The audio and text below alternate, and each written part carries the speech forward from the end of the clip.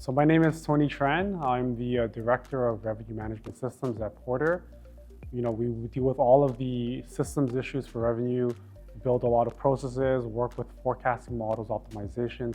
We directly work with PROS on their RME system today and work through an RMA implementation at Porter Airlines. It's a Toronto headquartered airline.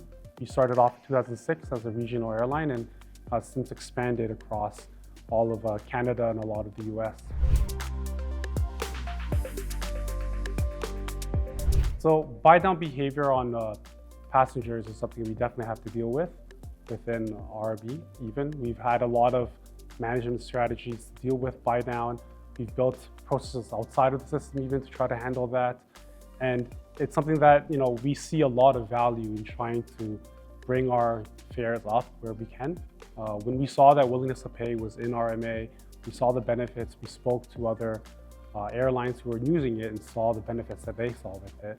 That really sort of was a big deal for us in saying that this is going to really help us drive really good revenue.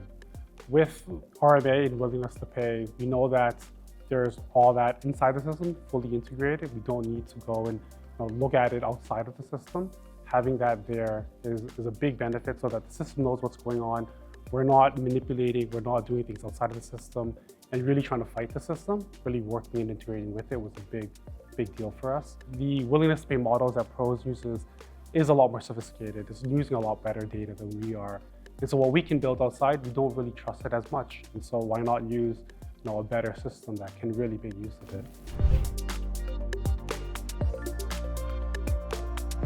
I think that there's going to be a big mindset shift for the analysts.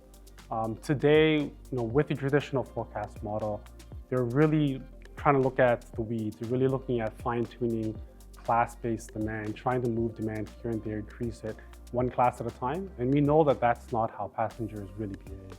There's these sort of bigger trends that we want to accomplish, and a lot of their time is going to be built around understanding how those passengers really behave at a really more true to what the passengers are really behaving like.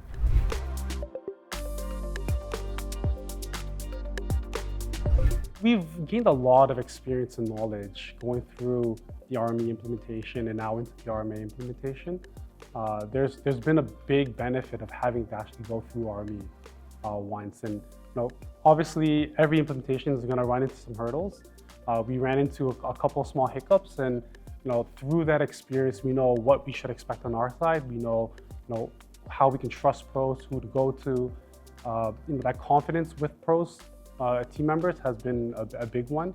I know that when we run into a problem, where we're going to get to, or at least how they're going to resolve that really quickly and on time. So with all of that in mind, we've been able to really quickly move forward and progress and really have a smooth implementation through RMA so far, and it's been great.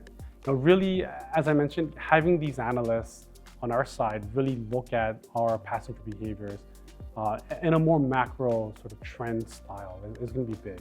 Really getting them to think about their flights in a quite a different way. That's going to be a big game changer for us.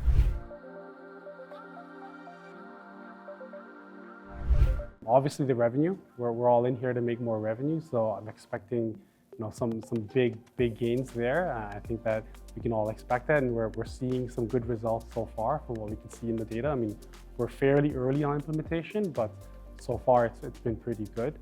On top of that, I think that there's big benefits on just having that integration, as I said, with the system. We're not fighting the system, adding things on top of it, outside of it, to try to combat this buy down. Being able to step aside and say, hey, let's just use a single system to do all of that, that's going to be a big one for us.